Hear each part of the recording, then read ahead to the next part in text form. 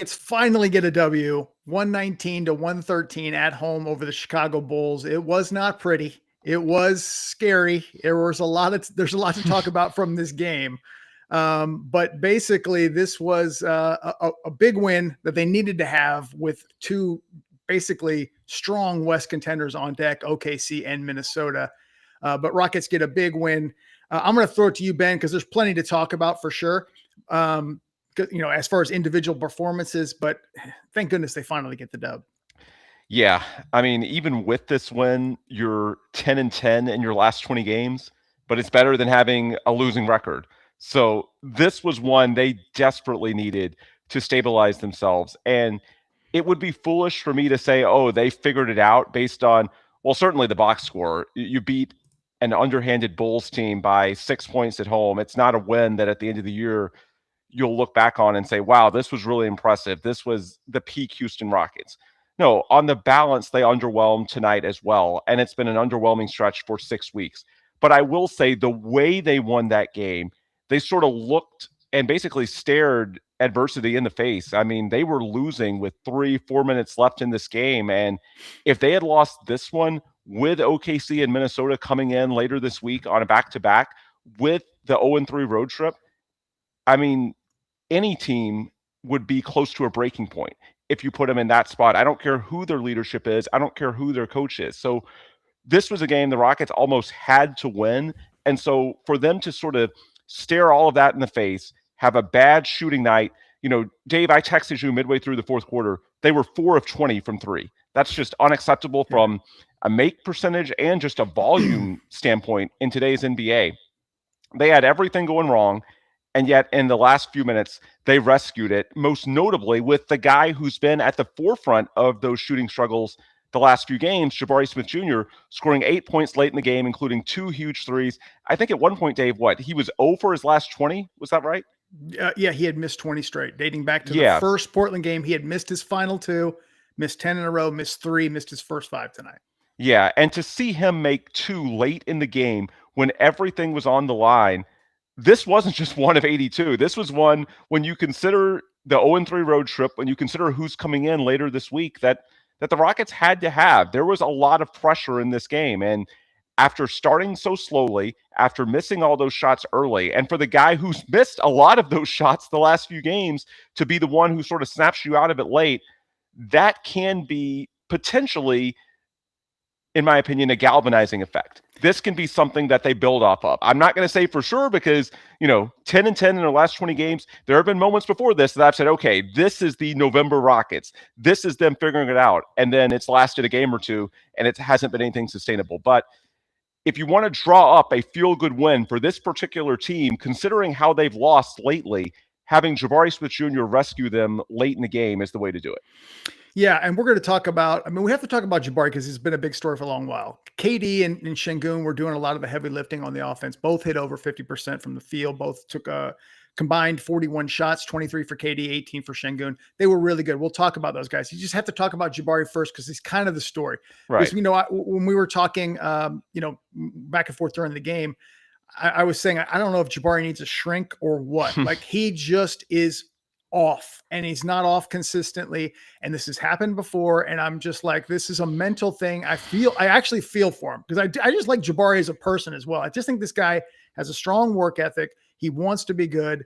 He's just, I don't know, he's just a good all-around person. I want to see him succeed, and it wasn't dropping for him. And for that to happen, it just kind of alleviates some of the concerns about him just beating himself up internally, because he did kind of win this game. Now, granted, they might not have been in that position if he had, made a few shots earlier or something to that effect, but he hit that 3, the dam broke, hits that, 17-footer or dribble into a pull-up, nails it, which was a big shot, and then another 3, and you're like, okay, welcome back, Jabari. Because I hope people realize, and we said this in the previous shows, Jabari was really good up till 6 games ago, and then just literally the bottom fell out. And I don't know what, happened. If he got inside his head, the 0 for 10 certainly shook him. And I think that Portland game, the second one especially, you can put entirely on him. I think that's fair.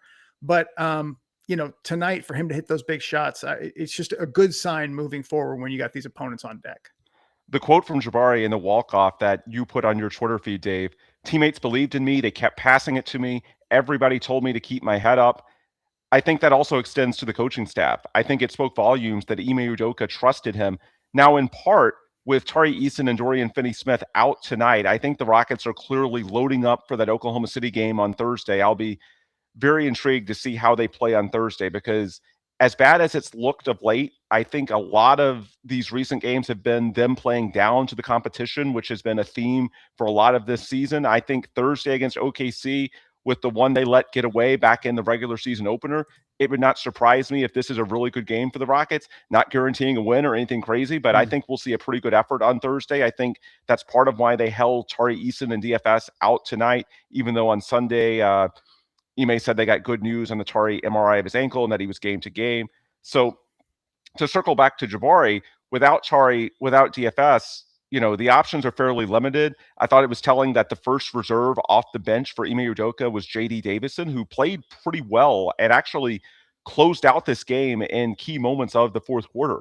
One criticism I had, when I talked the last couple of games about the potential of benching Jabari, I said, who do you bench him for? Because so many of the options on that bench, when you look at the Josh Okogie, Aaron Holiday, Clint Capella, Jae'Sean Tate types, they're one-dimensional. Well, J.D. Davison is the one guy that's not one-dimensional. I think that's why Ime Udoka gave him a look tonight. He's got a little bit more creativity to him, and I think that benefited the Rockets at times in this game. But with Tari and DFS out, J.D. was your fifth starter, basically, or he filled that fifth starter role in high leverage minutes in this game. So Jabari was basically, your fourth guy. And going into the year, we know Ime Udoka pointed to Jabari as the fourth entrenched starter alongside KD, Şengün, and Amen. So even if he's struggling, if things are so bad that you have to pull your fourth best player, even when you don't have Tari Eason or Dorian Finney-Smith, think about the message that sends. As frustrating as it was to watch Jabari these last few games, I do think that's part of why Ime Udoka had a longer leash than people thought. Who are the options that he can turn to, especially trying to fill out Jabari's height defensively? Because we know that's a big part of the formula for the Rockets on that side of the ball. And after an underwhelming first half, I did think they defended pretty well in the second half of that game. So it would have been, the easy thing to do would just be to say, oh, Jabari, he's shook. He doesn't have it. Let's yank him. But I think Ime Udoka just looked at this and said, if I pull him, what message does that send? And who can I reasonably turn to that's going to give me a clearly superior chance to win this game? The best chance to win the game was just to trust the guy that going into the season, you clearly identified as the fourth best player on this team, and just give him enough playing time that eventually he's going to figure it out. The sample is going to normalize. And I think that's ultimately what happened. And so Jabari credits his teammates, but I think, the coaches deserve some credit as well. They stuck with him, and finally they got rewarded. Yeah, with Ime Udoka, it is, you nailed it, Ben. It's trust. It's like he trusts Jabari. Now, granted, I understand Jabari did not return that trust in these last several games with his shot. I thought some of the defensive stuff people were talking about was a little overblown. I really did. I thought he had a couple of bad defensive moments. I just thought some of that was exaggerated. But the shot is not exaggerated. It completely abandoned him. But he trusts him. He knows where to be. Yes. Know how to rotate, how to switch, how to defend. He trusts him. And I want to give a good example, and I'm not trying to throw this in anybody's face, but if you remember last year, he had a trust level with Jalen Green, and Jalen Green had some bad clunker games. We can talk about that for sure.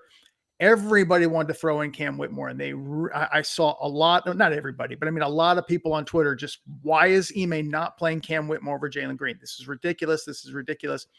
And we're kind of seeing Cam Whitmore now on a team where he should be getting just a ton of run, has had plenty of issues himself. I mean, Ime, I just trust Ime with his rotations. I've seen some, I know Kevin O'Connor was talking about whether, whether Ime's even the right coach for the Houston Rockets. I totally disagree if there's, in somebody saying that he's the wrong coach. I understand the offensive concerns, but anyway, to the actual point, it's just he has a trust level with Jabari on how to play. And you just have to hope he, breaks this slump. And I'm hoping this three-shot hit at the end where the 8-0 run turned a 1-point deficit into a 7-point advantage is a sign that he's breaking out of it. And you go back to one of their biggest wins last year, that NBA Cup victory over Golden State, when Jalen struggled to create offense against the Warriors. But in terms of knowing where to be, who was it that dove on the floor and got that loose ball and secured the winning free throws? It was Jalen Green. I don't think Cam Whitmore is making that play. And I think that's a little bit of the same dynamic that we're seeing with Jabari Smith Jr. now. There's value in that even when he's not making shots, there's still a relatively high floor in terms of what he means for the collective. That's why he's gotten a leash. Now, it's not an unlimited leash. If he shoots, 0 of 8 in a quarter the way he did in Portland, and especially if the Rockets have a fully healthy roster, maybe it's a different story if the Rockets had had Tari and DFS tonight. Maybe it would have been a different story in Portland if they had Tari and Şengün.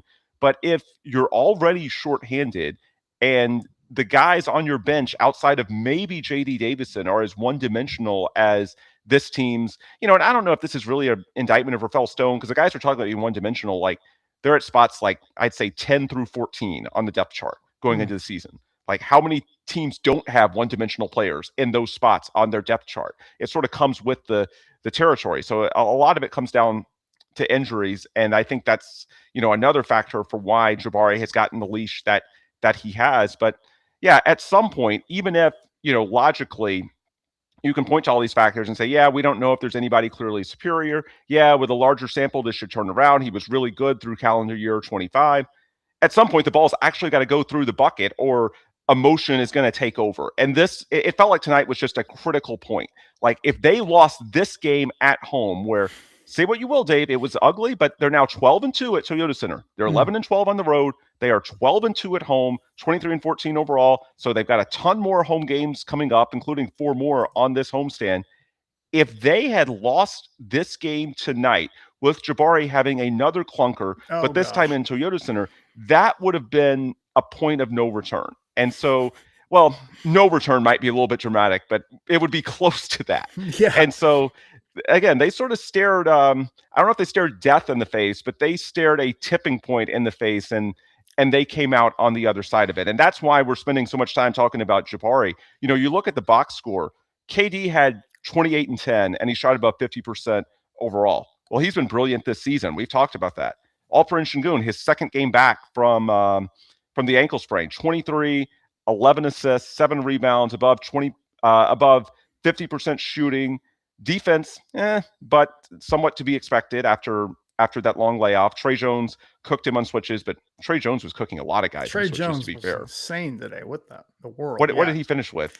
11 of 12, 34 points, 7 assists. 11 of 12, a small guard. Trey Jones, 5 of 6 from 3. Yeah, and then up with the Rockets. And then Amin Thompson, 23 points. 10 of 10 from the free throw line, which that's unbelievable. That's a great sign. For all the talk about a men's jumper not coming along, the fact that he has made clear progress on free throws is real hope. And he's hit just a 3 tonight. Years old. He hit a 3. I was whoa. A big 3 and a key spot in the game too. It was right after that 4 of 20 stat that I texted you. I think it was in the 4th. Yeah. But even with Amin, we had talked about this the other night. Since December 1st, he's been 28 and 5. On like 62% true shooting as far as his average stats per game. So as weird as it is for a team that's been underwhelming for a while, the big guns have been performing, at least statistically. It's the variables. It's the guys like Jabari and Reed Sheppard that, especially the last 5 to 10 games, have really tailed off. And so that's why we're talking about Jabari. It's not saying he was the best player on the floor tonight or anything close. No, but those other guys have been very good for a while. Yeah. Jabari is the guy that, has gotten all the criticism the last few games. So I think it's only fitting that we spend, a lot of tonight's show, singing his praises, because he was the difference. I mean, you get this version of Jabari on the road trip and you probably go 2-1 at worst. Yeah. I'll give Şengün his flowers as well. 10 of 18 from the floor, 23 points, 11 assists, 7 boards. Would have liked to see him a little bit better on the boards. There were a couple of moments, but I mean, overall, really good game. He missed his first 3 shots too. So he hit 10 of his, 10 of his final 15, and was plus 19. Like there was a gap when he was on the floor, they succeeded. So, Şengün was certainly offensively really good tonight. And I think, like I said, 11 assists. He was the hub for the most part, passing the ball around, moving it. So got to give him a lot of credit. And KD had a couple of moments where, he just said, screw this. Went, from beyond the 3-point line, just took it straight to the basket for jams. In the fourth, happened twice. So give him a lot of credit as well. You highlighted those guys in a men as well. And also to credit to Şengün, Rockets only took 24 threes. So they didn't lean on, maybe that's a team thing because like they're really struggling, but at 29.2%, I believe this is the best, the most efficient game they've had in their last 6. They've been all in the low 20s in the last 5. So, and go ahead. Oh, I was just going to say, I looked up Amen's free throw percentage. He's now above 80% for the year, 80.6. So just remarkable progress. Sorry to interject, but I was checking StatMuse. And it was last year, what, 69? Something like that? Yeah. Okay. Yeah. So that is a huge jump for a free throw shooter. I'd like to see this start to translate to being at least a 30% 3-point shooter. We're still a ways away from that, but positive sign for Amen. But yeah, tonight, I think the defense was a problem in the first half. That, they gave up, I believe, 60. There were some issues for sure in that first half. I thought they cleaned it up a little bit better in the second half. But the other thing, they were outshot tonight. The 94 shots for the Bulls, 88 for the Rockets. This is similar to the Sacramento game. So that superpower was gone, and so it's so close. It's you don't have just this insane, overwhelming talent that just kills people. You've got to win the turnover battle. You've got to win the rebounding battle. And tonight they did win the rebounding 61-47, but not offensively. They had 14 offensive boards, Houston's 12. And that's, with the limited turnovers that the Rockets forced is the reason Chicago got up, more shots than Houston. So that's why this was close. And it's scary because you'd expect this Rockets team, the way they played earlier in the year to just blow out the Bulls. And it was close with OKC and Minnesota on deck. I'm just hoping. And to circle back to the comment that you put on screen a few minutes ago, someone asked me if I thought the Rockets would make a move. I checked in after Sunday because it felt like that was the low point. And the response I got from someone inside the building was basically, we hope not. And what I think they mean by that is they would rather not make a move, because on paper, this team is set up well, not just for now, but into the future. We've talked about it certainly last offseason after the KD trade and after things looked so great, 13-4 through October and November of this year. You have this team that's very good right now, but you have these young players who are still getting better. And whatever options you theoretically have as salary filler, it's not really the right time to look at moving a Fred VanVleet or a Dorian Finney-Smith because they're not healthy. In Fred's case, they're not playing at all. So you'd be selling low on them, to say the least, even if you try to use them as matching salary. You don't want to panic on any of your young guys. So in terms of trades that move the needle from an asset perspective, or more notably a financial perspective, who are you going to trade at this point to get someone significant? Like if hypothetically it's someone like a Giannis, that's a different conversation because obviously you're going to have to give up a ton of assets no matter what. That's just how it works. But if it's for one of these, more moderate upgrades that a lot of fans want, in a perfect world, now isn't the time. In a perfect world, you have enough, and maybe you get Fred back in a limited capacity by the playoffs, and you give this team a run and you learn more in the playoffs, high leverage games down the stretch of this season. You get more data points and you reevaluate this thing in the summer, when also some of your veterans are going to be a little more movable from an asset perspective. Right. Like, I think ideally the Rockets would wait until the summer, but as you've pointed out many times, Dave, they have a 37-year-old Kevin Durant still close to the peak of his powers. And you can't waste a season like what you're seeing now from KD. So if they stabilize in the next month, and honestly, they have a ton of home games coming up, then I do think you largely ride it out. I'm not going to say you do nothing. Maybe you move Clint Capella for some backcourt help. Maybe you just take advantage of your spot near the front of the line on the buyout market and add some backcourt depth there. Maybe you get Fred back. But I think if you can stabilize, that's the likely course. But if the bottom falls out, they don't want to panic. They don't want to make a panic move in which they deal one of their young guys too early and then he breaks out elsewhere. They don't want to use one of your veterans like Fred or DFS as salary filler when they think at least a year from now they'll be clearly more than just salary filler in terms of the quality of their play. Like, they don't want to do that, But if the season's going off the rails and yet you still have Kevin Durant in all-star, probably all-NBA mode, like at some point, something has to give.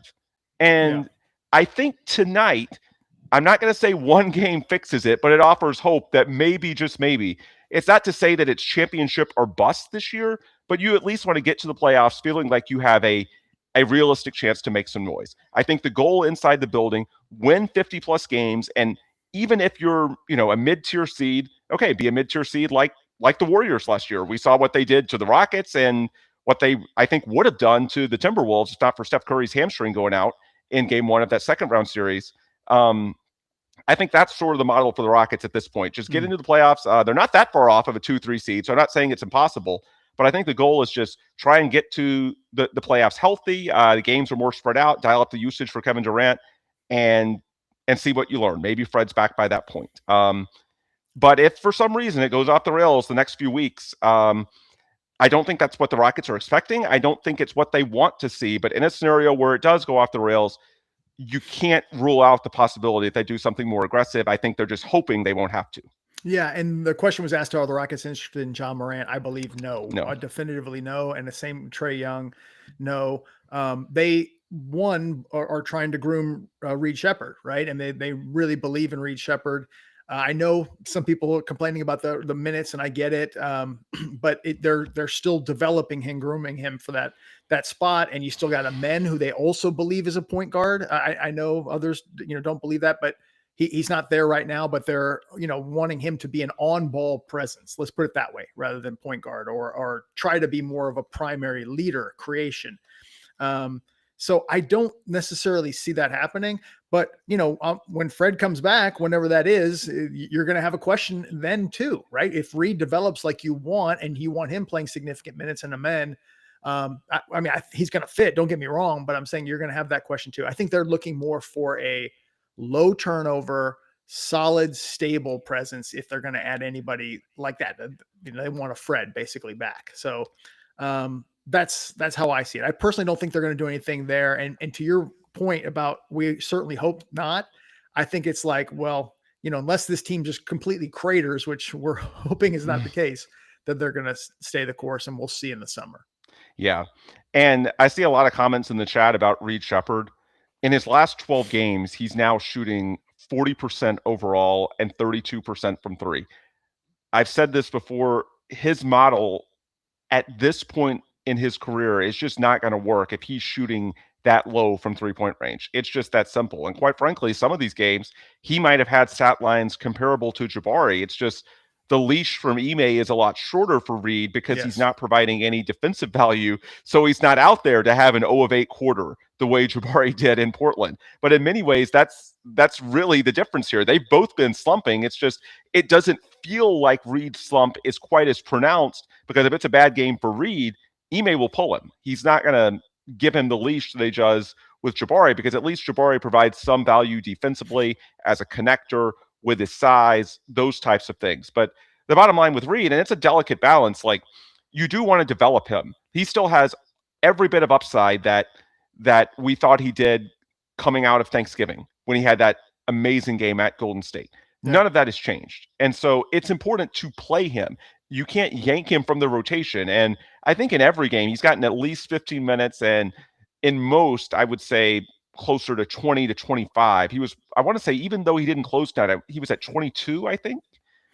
Even with JD Davison getting 25, I think Reed had 22 minutes. So 22. Yeah, 22 minutes. Yeah. So Ime is, it's a delicate balance. I think that's why JD Davison hasn't gotten a look earlier. I'm sure some people are going to ask, if they like JD Davison this much, why hasn't he played in weeks from a rotation standpoint? Yeah. And I think it's because they fear if they go with Reed and JD Davison, are they too small? Yeah. And at this point, beggars can't be choosers. I think tonight they just said, hey, we got to figure it out. And they made it work. But the reason they haven't done it earlier, they're still playing Reed, even though some people would like him to play more. And I get why, from a developmental perspective, this is nothing like last year where he fell out of the rotation. No, he's playing, 20 plus minutes at a minimum.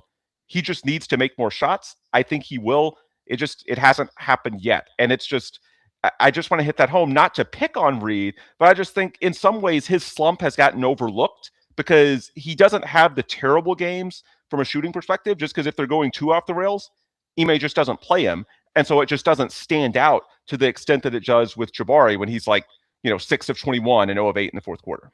Yeah, I think he just needs to get more and more comfortable. He's made, grown by leaps and bounds since the start of the year. Start of the year was like, oh boy, there's still some issues here. He's grown quite a bit. It's kind of like an actor. He's got to get in a play or something. He's got to get all his lines down, know exactly where to be in his moments. I don't want to, basically put in question drafting him because I'm not there at all. But I did find it interesting with Trae Young when he went on the block that a lot of talking heads from the NBA were talking about how the league is shifting away from small guards. Did you see that? Yeah. And I thought, well, we've basically invested quite a bit in Reed Sheppard. I think you've got to hope for a Curry, a poor man's Curry type model where he's a really efficient shooter and he can off of one screen quickly get his shot. He's going to get more run is about the best way I could say it, but those defensive concerns are very real. The size concerns are very real. We're going to see those in the playoffs, but he's had those games, as you mentioned, Ben, against Golden State. I think there was another one against Denver where you're just like, wow, this guy could light it up in a hurry. I will say Denver probably wasn't scouting as, hadn't scouted Reed enough or something in that particular game because they weren't covering him enough. But I do like he played well prospects. in that latter game in Denver as well, though, to his credit. I can't remember the order of them, but I think it was the most recent one that Saturday. But yeah, you're right. That first game, Rockets Nuggets, I don't think they had really scouted him. But the second two, he still played pretty well, and they actually closed out the one that the Rockets had basically stolen from them by that terrible officiating. If you recall, Reed was in the closing lineup when they stormed back and nearly won it, if not for the amend foul on Tim Hardaway Jr. Foul in air quotes here. Yeah. But so there's lots to like about Reed. He's had his moments. He's just in a down stretch right now, and it's just for Ime Udoka, it's just a delicate balancing act. Like they need to get him enough minutes to where he still has a chance to develop and shoot his way out of it. Again, so much of it's going to come down to whether he makes enough shots given his current limitation, but they're not going to guarantee him. This is no longer a team where just for developmental purposes, you say this guy's got to play 25, 30 plus minutes no matter what. No, when you have a 37-year-old Kevin Durant playing the way he is, it's win now. And that's the balance. And it's not easy. Like I get the criticisms, but to circle back to what we were saying earlier about Ime Udoka, this is why I think you and I give him the benefit of the doubt, is that the last 2 years, he's done a pretty phenomenal job, in my opinion. Well, certainly the overall performances of those teams, but also, blending development versus maximizing short-term wins. I think by and large, he's succeeded on both fronts, maybe not perfectly, but relative to when he took the job, all of these young players that, have been in the program for now 2.5 years have clearly taken leaps forward. So not saying that guarantees that he's going to succeed this year, but the fact that he's outperformed expectations the first 2 years, and the fact that, look, this year it is hard. Like when you have all these veterans and you have all these expectations, and then your young guys like Jabari and Reed go through a rough patch, how do you balance, trying to maximize every minute versus playing the long game and trusting that not only are they going to shoot themselves out of slumps, but in the long run that you're going to be better because they shoot their way out of it and they gain confidence. It's tough. And that's why I give Ime a little bit of grace. It's not giving him indefinite grace, but when we're talking about maybe, half of one season that they've been a little bit underwhelming, that's why I tend to give him the benefit of the doubt, at least for right now. Yeah. And I'll just say, I know we're basically running out of time here, but defense is my concern right now. I mean, the 3-point shooting is probably number one, but I do think that's just going to come back to form. It just can't stay this way forever. Certainly Jabari's not going to, well, knock on wood, miss that many in a row again or anything like that. Hopefully this shot starts to drop for all of these guys, because a lot of them are missing shots. You're going to get Tari back. He should be close. I don't know if he'll be back for the OKC game, but he's close. And DFS, I'm not sure the exact situation. He was out today.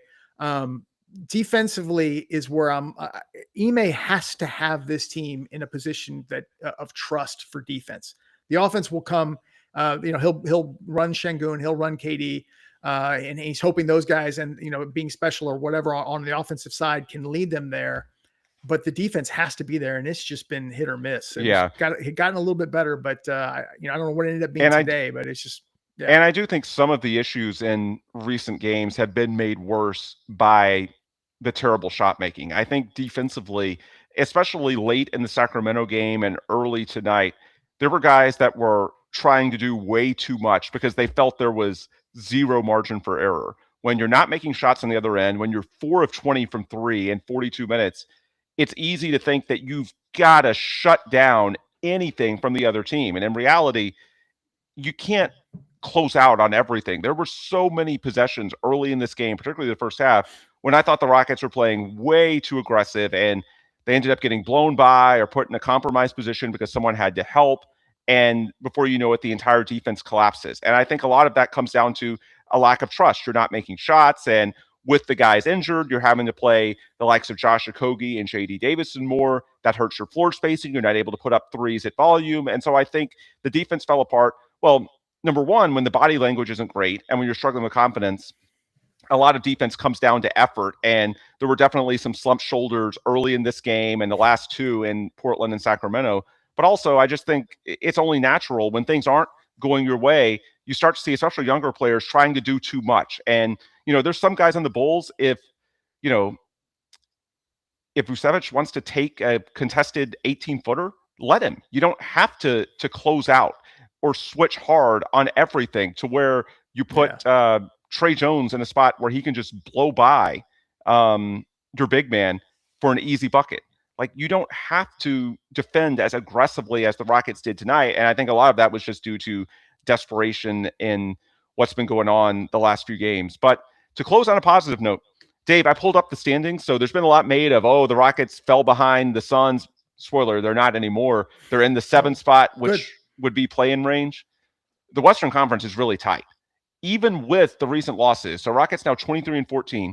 They are now in the 5 spot. They're tied with the Lakers, where they have the tiebreaker because of Christmas. Suns lost tonight. Is that what you're saying? Yes. Okay. Yes. And so the Rockets are tied with the Lakers as of our recording, and they're a couple of games back of the Timberwolves, but they have the same amount of losses. And the 2 seed, the San Antonio Spurs, or I guess the Spurs and Nuggets are tied for the 2 seed, has 13 losses. So the Rockets are 1 game back in the loss column. And when you win more games than you lose, it's the loss column that's more meaningful. And the Rockets are 1 game back in the loss column of the 2 seed. So they have underwhelmed. And going into tonight, they were in the 7th seed. I get it's not pretty. They are nowhere near where they should be. And internally, they've fallen short of expectations. But they're also not that far off either. And I think that's important to keep in mind. Unfortunately, you have the number 1 seed, the 34-7 Oklahoma City Thunder, coming in on Thursday. So we'll see what happens. But on paper, even as bad as it's been, they're still right there. And that is a great glass half full look. And I agree with it, because I think that they're close. The only concern I'll add to that before we close is what's coming up. OKC, Minnesota. You got New Orleans. That's a revenge game. And then I believe you got San Antonio. Then you go to the road, Philly and Detroit. You're going to come back here for Memphis and San Antonio. So it's, they